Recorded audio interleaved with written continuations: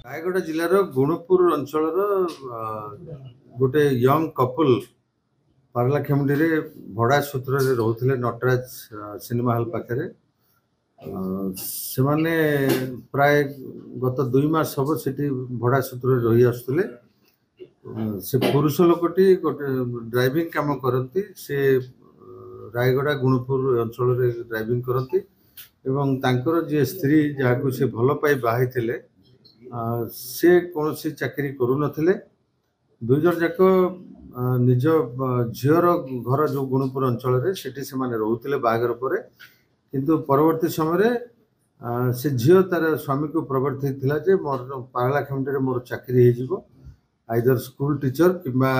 medical कौन चाकरी मत मिल जाव अपॉइंटमेंट लेटर आसवा को समय पाखला तेणु आम चल से रहा तो से मैंने 2 जन जाक प्राय 2 मास हम भड़े पारलाखेमुंडी रोते हठात ये मे 6 तारिख दिन सकाଳେ भितर बचसा होती 2 जन परस्पर को निजर चरित्र बाबद सन्देह करी निज भीतर गाली गुलज मारपिट एमती होता तापर हठात कि 7 तारिख दिन सकाळे से घर दुर्गंध आसुथिबार देखी जे घर मालिक थाना आसी रिपोर्ट करथिले एवं थाना तरफ जो कबाट खोली देखा मिलला जे से युवक जनक मृत अवस्था मृत डेड बॉडी पड़ी एवं नाकरू प्रचुर रक्तस्राव होता जहाँकि बेक एवं छाती रे से रक्त गुड़ाक बोहीला संगे संगे ताऊपर इनक्वेस्ट कराई जिला हेडक्वार्टर हॉस्पिटल को पोस्टमार्टम पठाई परवर्ती समय से मृतकंकर भौणी मृतकंकर माँ मेलका अनुसया थाना रे अभियोग करथिले जे मोर पुओ को मोर बहु मारिदे कुआडे पळै जाइछि बोली या उपरे आमर तदंत केस रजिस्टर कराइला एवं तदंत करागला तदंत समय जना पड़थिला जे 6 तारिख दिन तांकर कली झगड़ा 2 जन हेबा परे मारपिट हेतिला एवं परे परे से स्त्री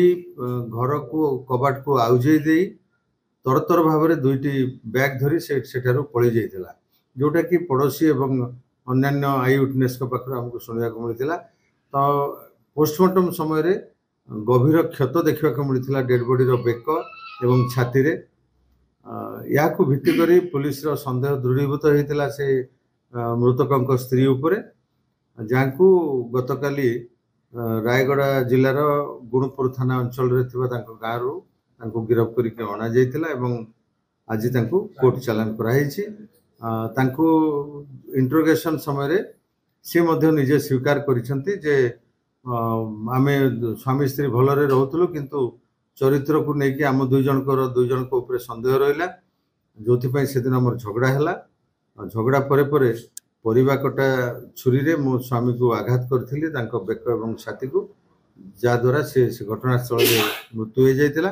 एवं तांको मृत्यु देखी से पळै जाइथिबा कथा